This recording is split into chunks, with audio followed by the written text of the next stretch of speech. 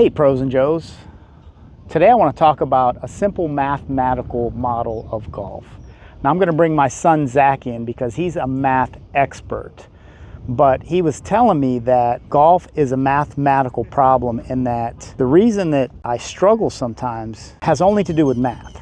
So he's going to explain the logic, but what I wanted to show everybody right here, small degrees of face open and close can lead to being really offline. And so what I want to show you is this club face. If you just use a scorecard, the nice thing about a scorecard is you have a perfect right angle. So if you just lay your leading edge of your golf club against the scorecard, you can see that that's a pretty square club face. And wherever your club face starts, your ball and your path, it's going to start in that area.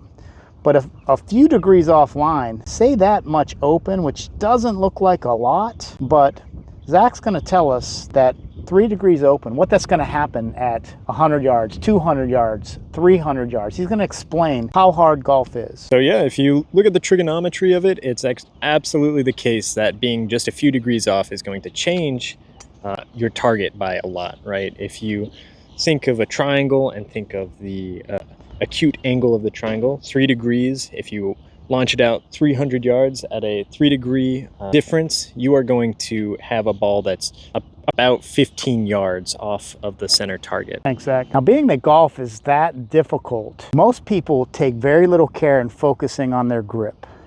And so if a few degrees open or close is going to send your ball shooting off the planet and miss your target, you really want to take care. I see so many people that they grab the club and they grip it and their hand is here and this hand's over here.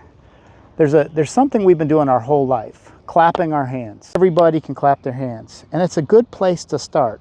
If you just clap your hands and grab the club, wrap your fingers in that nice position. If I was going to clap my hands and I had this hand here, I couldn't clap my hands this way. But yet I see so many people, they'll grab this club like this. They'll have that grip turned over, which is going to hook your ball. So a good thing to do is just start with your hands, fingers together, that hand opposing, clapping, and make that as your foundation. Then when you come in here, if you want to just take a hand and relax it, see how my hands relax and just hanging naturally, and I just put that there. Same thing with the backhand. If I want to do a check, just take this off and let it hang. Now if my grip were too weak and I let it hang, it's going to come back to here. If I had my hand too strong and I let it hang, it's going to come back to here. So that's a great check for you on your grip.